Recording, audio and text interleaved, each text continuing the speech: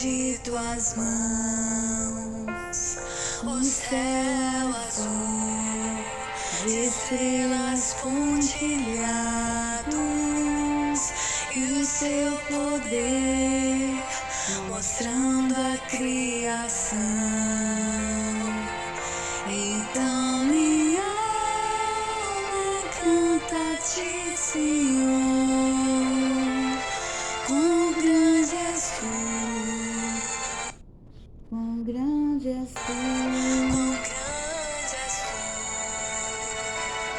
Então minha alma canta a ti, Senhor, quão grande és tu, quão grande és tu.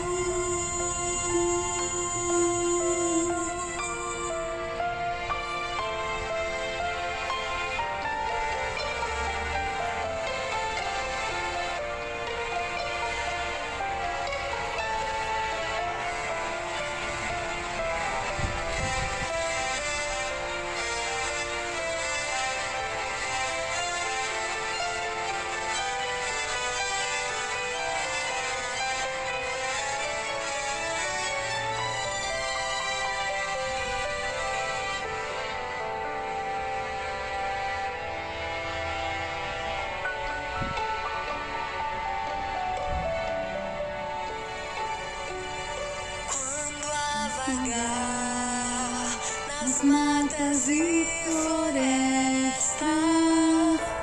o passarinho alegre-se a cantar, cruzando os montes, vales e florestas, o teu poder mostrando a criação. Então minha alma canta a ti, Senhor, quão grande és tu, quão grande és tu. Então minha alma canta a ti, Senhor, quão grande és tu, quão grande és tu. Quando eu medir o teu. Então, gente, boa tarde. Não é só porque eu passei um trechinho no outro vídeo, eu cantei um trechinho bem pequeno, só do refrão. Aí acharam que a minha vida ia ser só aquele tiquinho. Mas não é assim, né, gente? Eu tinha falado no vídeo, profetizando, falando a palavra profética, que eu tinha ganho 2 anos para discernir as coisas, para saber do que tinha acontecido durante esses anos todos, para vir a consciência, para me libertar. Então, não é a hora ainda de partir. Então, eu coloquei mais um trecho da música, mas isso não quer dizer o finito, não. Ainda tem muita coisa para ser discernida e conversado. E hoje eu vim com uma missão especial de falar num assunto meio polêmico e meio delicado, que é a palavra de Deus, que aparentemente seja contraditória para alguns, mas não é. Que existe missão para todo tipo de gente no reino de Deus. Então, vamos falar primeiramente sobre essa palavra. Está em 2 Pedro, capítulo 3, verso 10. Diz assim: é a vinda do Senhor. Mas o dia do Senhor virá como ladrão de noite, no qual os céus passarão com grande estrondo, e os elementos ardendo se desfarão, e a terra, as obras que nela há, se queimarão. Uma outra palavra que fala sobre a vinda do Senhor, com esse tipo de texto, é 1 Tessalonicenses 5. Capítulo 2 diz: porque vós mesmos sabeis muito bem que o dia do Senhor virá como ladrão de noite. Pois que quando disserem a paz e segurança, então lhe sobrevirá a repentina destruição, como as dores de parto, aquela que está grávida, e de nenhum modo escaparão. Então, o que é que eu quero dizer com esse texto? O que chamada Deus está fazendo hoje? O que Deus quer dizer quando ele compara o reino de Deus como a vinda como um ladrão. A vinda do reino de Deus é como um ladrão. Então, você pode dizer, mas o texto também na palavra diz que o diabo vem como ladrão, o diabo vem roubar, matar e destruir. Então, por isso mesmo. Então, esse reino de Deus como ladrão quer dizer que é também a surpresa do momento para o resgate das vidas, para o resgate do reino de Deus. É arrebatar de volta da mão do inimigo aquilo que o inimigo roubou. Aquilo que o inimigo roubou da sua vida, aquilo que o inimigo roubou do seu ministério, aquilo que o inimigo roubou do seu tesouro, do seu galardão espiritual. Ou seja, Deus também surpreende o inimigo. Deus também chega como ladrão. Então, como o texto diz aqui, o qual os céus passarão grande estrondo e os elementos, ardendo se desfarão, e a terra e as obras que nele há se queimarão. Então ele quer falar justamente da destruição do planeta, da destruição do mundo, daquilo que vem, que sobrevém sobre a terra, quando da vinda dele, e dessa surpresa daquilo que Deus quer resgatar do mundo. Então, finalmente, o que essa palavra quer dizer? Essa palavra é uma ameaça de Deus? Não, o Senhor está dizendo que com a vinda do reino de Deus, que vai vir como ladrão, pode vir através de reino de ladrões, para arrebatar de volta da mão do inimigo, pode sobrevir ao planeta a destruição. Ou seja, é uma última oportunidade para as pessoas desse planeta ouvirem a palavra, aceitarem o reino de Deus, aceitarem a condição que Deus tenha colocado na nossa vida e as pessoas que Deus vai colocar, que eu vou dizer a partir de agora dos outros versos, que é a chamada de Deus para esse momento. Então, é isso, fala de uma destruição do planeta. Deus está falando disso. Aí você vai dizer, mas Ana Célia, você vem falar uma palavra que Deus quer resgatar, o reino de Deus arrebatar da mão do inimigo, como um ladrão, como roubar de volta as bênçãos, para um último momento da gente aqui? Pode ser que sim, pode ser que não, depende da humanidade. Qual é o comportamento da humanidade hoje em dia? Deixou o inimigo roubar tudo do reino de Deus. Então Deus está dizendo, mas eu tenho cartas na manga. E vou dizer quais são as cartas na manga. Nesse outro texto de Tessalonicenses, ele fala também que vem como ladrão, mas também diz que quando disserem a paz e segurança, então lhe sobrevirá repentina destruição, como as dores de parto, aquela que está grávida, e de modo nenhum escaparão. Querendo dizer que essa palavra que eu disse, da destruição, que sobrevém, que primeiro ele vem como ladrão, vem surpreendendo o inimigo, porque no caso, o reino de Deus não vai assaltar as pessoas de Deus, o reino de Deus não vai roubar aqueles que são de Deus. O reino de Deus vai sobrevir como ladrão contra o inimigo, contra o diabo, contra aquele que roubou as nossas bênçãos, não é? Então ele diz, quando as pessoas acharem que há paz e segurança, esses que são com eles, aí vem a destruição. Vem a destruição tão certa como a mulher que está grávida, que vai ter dores de parto. Toda mulher que está gestante, chega àquela hora que a gente diz, a hora de dar luz. Então, como é certo que aquela mulher que está grávida tem a hora de dar luz, é certo que essa palavra se cumpra, que a destruição sobrevenha sobre a terra. Então, qual é essa última chance? É essa que Deus vai falar com as pessoas que ele vai levantar, com esse texto, o próximo texto que está em Marcos capítulo 3,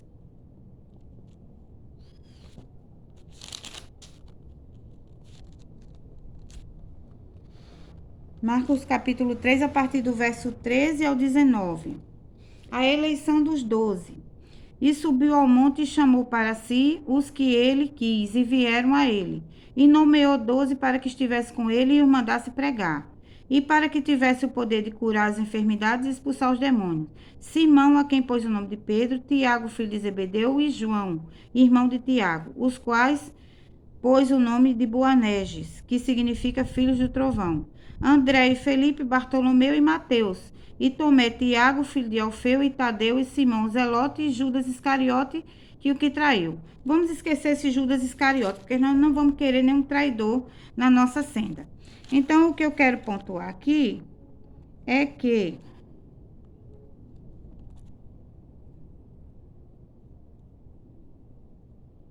Atos dos Apóstolos 15. Que quando ele fala a eleição dos 12 apóstolos, no caso aqui é Jesus dizendo através do Evangelho de Marcos que chamou essas pessoas, ele quer falar em duas pessoas em especial.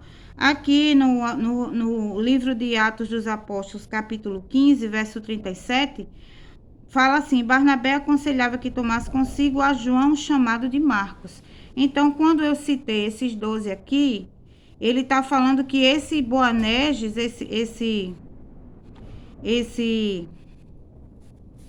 esse João que está aqui citado, é também chamado de Marcos. Então, o Evangelho de Marcos está chamando os 12 apóstolos, entre eles Marcos e, em especial, Marcos e Mateus, que é os dois apóstolos chamados que eu vou citar aqui, que eu vou falar sobre eles, que também veio na revelação. Então, sobre Marcos e Mateus, o que é que Deus tem a falar através da palavra? Marcos 3:35.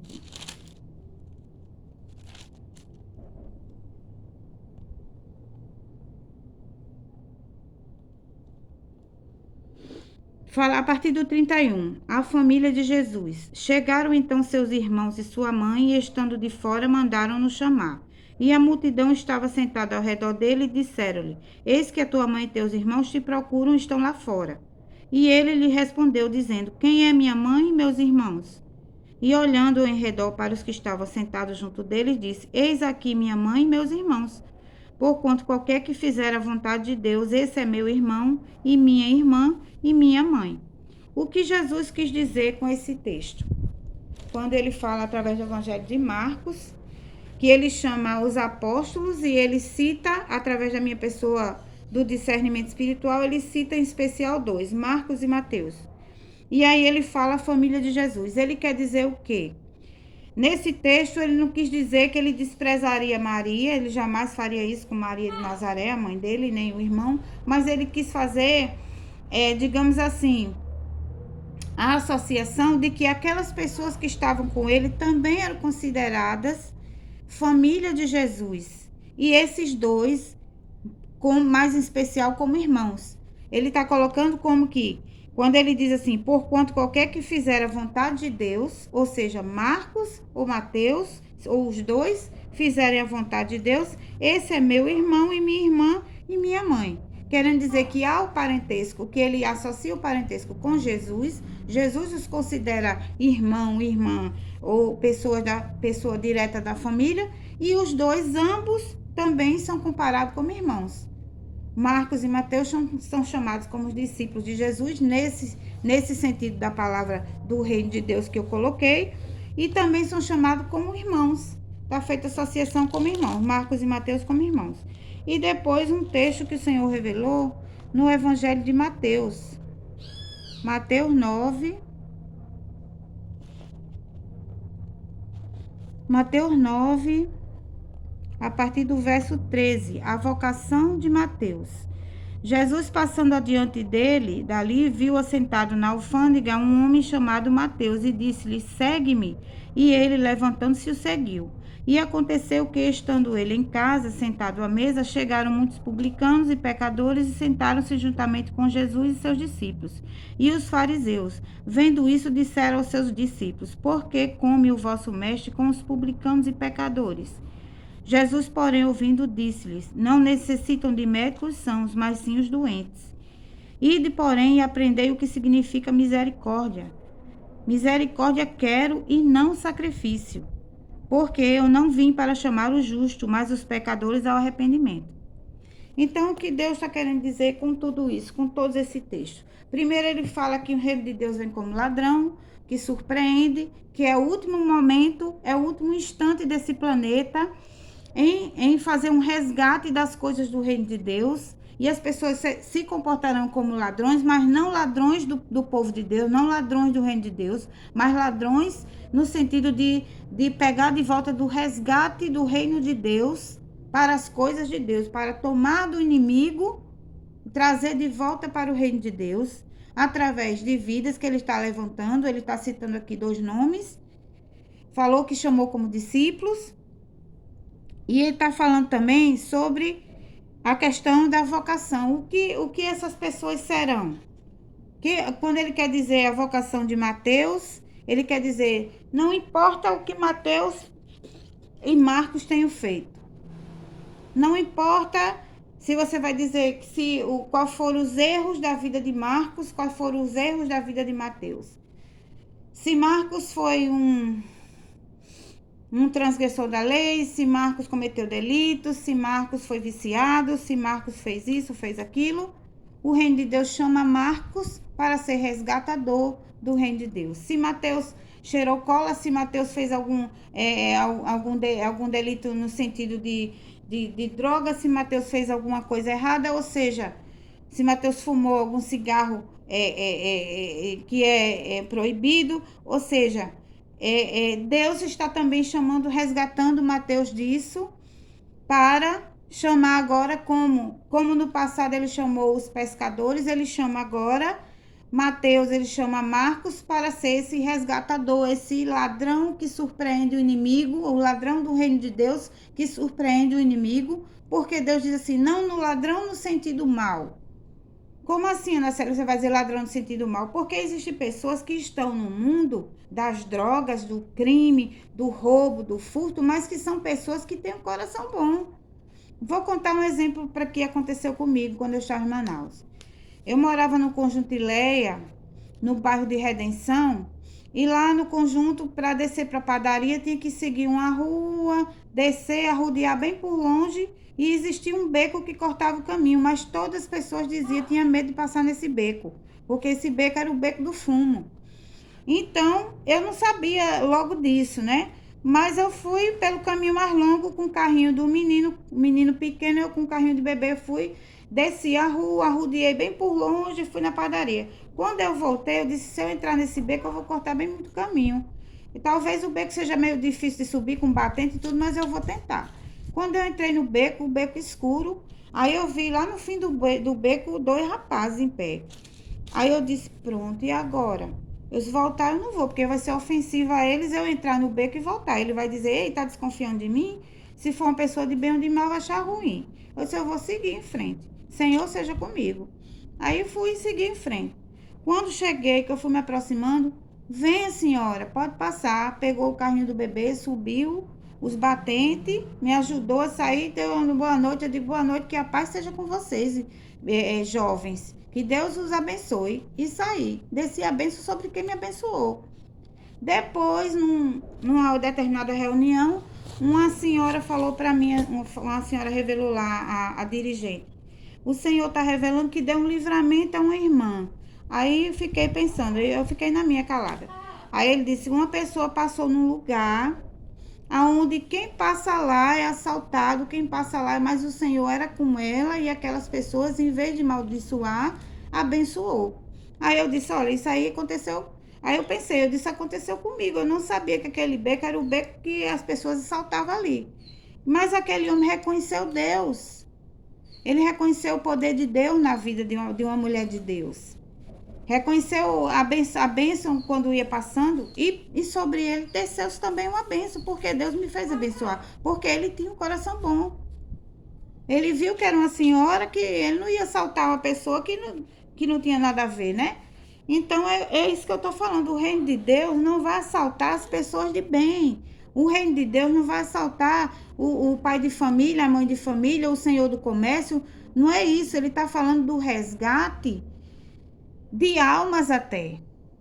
Porque o inimigo estava roubando até almas.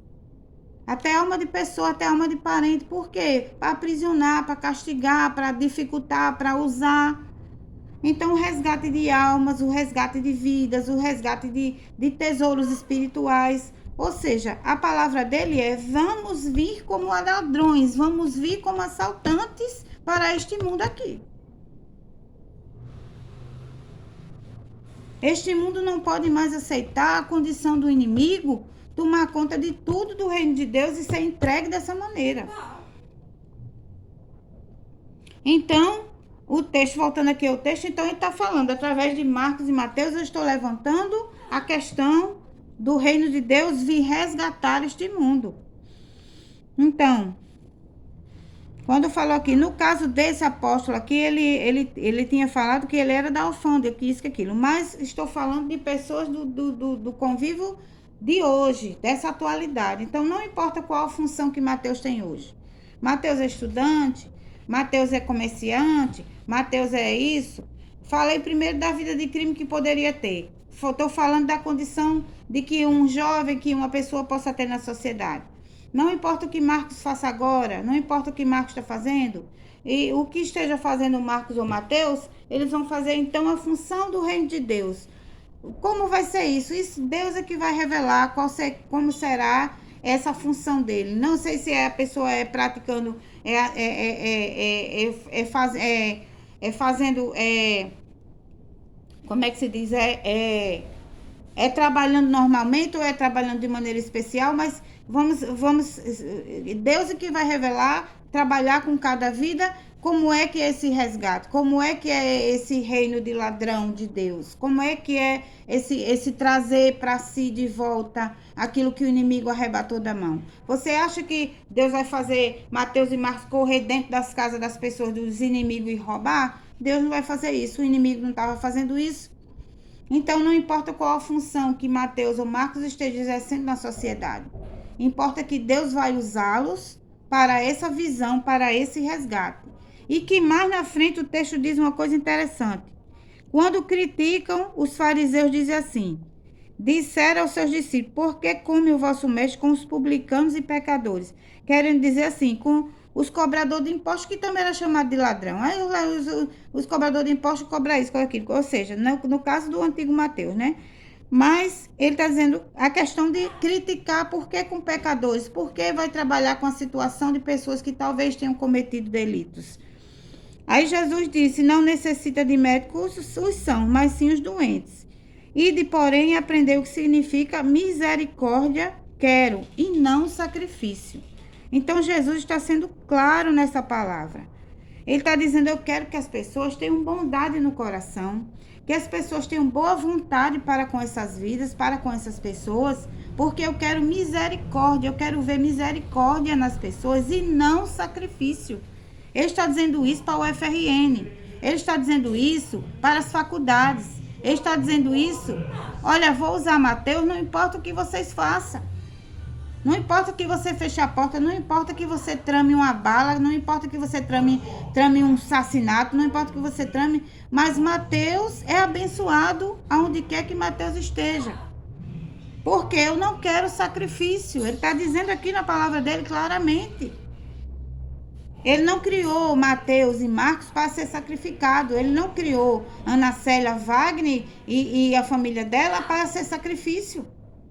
Não estão no mundo para isso. Então, não venha dizer que Mateus não vai adentrar uma faculdade, que Mateus não vai ter direito de estudar, porque Mateus é sacrifício. Porque na faculdade o solzinho, o sol é todos eles e Mateus é o sacrifício. Não existe isso. Então, Deus disse claramente, quero ver misericórdia e não sacrifício. Vão ter para com Mateus, vão ter para com Marcos misericórdia?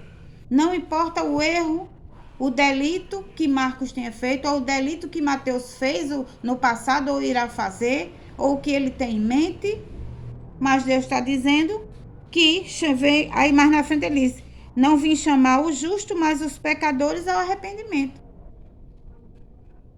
Então, ele não teve que chamar pessoas justas, corretas, como as pessoas achavam. Não, nós vamos chamar para esse último instante do reino de Deus, os apóstolos que estão aí postos nas igrejas, nós vamos chamar os pregadores mais famosos, os missionários mais famosos. Jesus disse com essa palavra que não. Eu vou chamar aqueles que você chamou de ladrão, aqueles que você chamou de pecador, aquele que você acha que é fraco, que só serve para ser cordeiro. Bastou ele ser cordeiro, bastou ele ser o sacrifício. Então ele disse: misericórdia quero, porque é o último instante do reino de Deus nesse mundo. Depois sobrevirá, segundo essa palavra e essa visão, a destruição. Eu sei que estou sendo cobrado de dizer algumas explicações aí acerca de outras coisas, mas é importante que eu dê a pregação da palavra, que eu dê a palavra profética, a visão, para que as pessoas tenham entendimento, e depois eu vou falar sobre outros assuntos que estão pendentes. Tenham calma. Então é isso, a visão é essa, é o último instante desse planeta, do reino de Deus nesse planeta, e essas pessoas serem chamadas, né, para serem a surpresa desse momento, para serem justamente as pessoas que trarão o resgate das vidas, o resgate das honras, os resgates dos tesouros, das bênçãos que são do reino de Deus. Ah, mas você disse sobrevirá, maldição sobrevirá, coisa de que adianta. Isso adianta muito, porque isso pode salvar o mundo, isso pode salvar o planeta, as atitudes que vão ser tomadas. Se as pessoas tiverem consciência de que dessa palavra, do que Deus está pedindo em relação, em vez de você cobrar um sacrifício, você ter misericórdia. É isso que ele está dizendo. Misericórdia é o quê? É você ter consciência de que você é um aluno da faculdade, você é uma pessoa que vai fazer Enem, você é uma pessoa que se diz: eu tenho direito a isso, mas no mundo existe um que não tem. Você, com esse pensamento, você está pensando errado. Todas as pessoas do planeta Terra têm o mesmo direito. Eu, por exemplo, como mãe de Mateus, que meu filho se chama Mateus também, fui negada, fui coisa, mas isso foi uma contravenção. Isso teve implicações espirituais, mas o menino não é. Ele não é implicado, ele não tinha complicações no Olimpo, ele não tinha complicações no Egito, ele não tinha complicações em canto nenhum. Apenas as seitas que perseguiram a vida desta pessoa aqui desde o começo, foram se esgueirar para amaldiçoar o resto da família. Mas está errado. Mateus nunca foi condenado. Mateus não podia ter se passado maldição para ele, não podia dar seguimento. Segundo a lei que existe no cosmos, 2 gerações de pessoas que são anjos não pode ser pobre, não pode ser injustiçado. Se fizer uma injustiça ou uma medonhice com a vida de um anjo, e esse anjo tiver prosperidade, posteridade, tiver filhos, aqueles filhos não podem sofrer consequência de novo, não. Porque não pode ser injustiça, com mais injustiça, com mais... Não pode. No começo disso tudo, alguns outros anjos e outros inimigos, desde lá do cosmos, que isso é uma outra visão que eu tenho que explicar, não na perspectiva dessa ordem aqui, mas na perspectiva da ordem cósmica, cinza, é que alguns desses inimigos proferiram essa palavra, como quem diz assim, fulana era da justiça e da honra, então vamos fazer injustiça e desonra.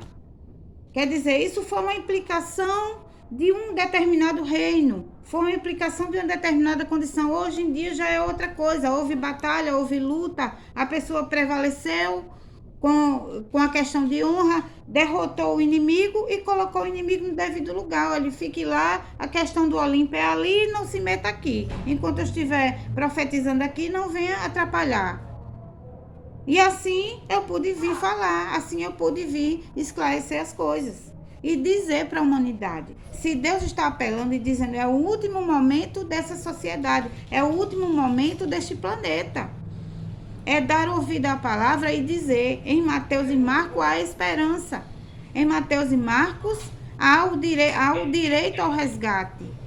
Porque através deles, Deus está colocando, através da palavra, essa condição de usá-los. Agora, isso não quer dizer que isso exclua eles do direito da sociedade. Se a sociedade abre esse caminho, aí a perspectiva é outra. Mas Deus está dizendo isso primeiramente, que não quer o sacrifício. Então ele falou claramente para essas pessoas do conhecimento, para essas pessoas que estavam achando-se que era melhor concordar com o burro ou concordar com a pessoa trombo, que tentou trombo, não, a pessoa tosca que tentou bloquear o caminho da mãe dele e está tentando boicotar também a entrada do menino na faculdade. Quer dizer para essas pessoas que não é inteligente para eles fazer isso. Não é porque, não, se for todo mundo o arroz cozido, tudo junto, unido, não sei o que. Não, não é isso não. Todos juntos, unidos, somos nós os salvos que vamos vencer essa questão.